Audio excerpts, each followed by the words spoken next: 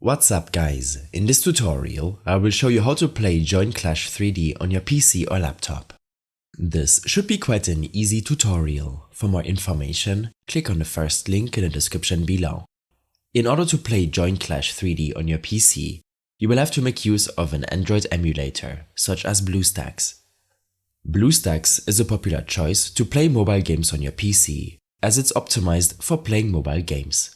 Click on the first link in the description to get to this page. From here, make sure to download the BlueStacks 5 setup installer to your system. This should only take a second to complete, and you can then follow the install wizard to install the application to your system.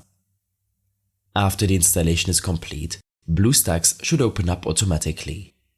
From here, you can proceed to open up the Play Store and look up Join Clash 3D. This will allow you to download the Join Clash 3D game in your BlueStacks emulator after logging in with your Google account. While downloading the game, you should take a look at your emulator settings. Click on this gear icon to access these settings. Here, in the Performance tab, you should set these according to your PC's performance. Allocate a high amount of CPU cores if you don't have a lot of other applications running in the background. The same goes for your memory allocation. For users with 4GB or less RAM, make sure to set this option to low. Under Performance mode, make sure to set this option to high performance. This might lower the visual quality at times to make sure that you can keep a better frame rate. I prefer to enable the high FPS option and set the frame rate of the emulator according to my screen refresh rate. If you are unsure about your refresh rate, then right-click your desktop and select Display Settings. From here, make sure that the correct display is selected. Scroll down and click on Advanced Display.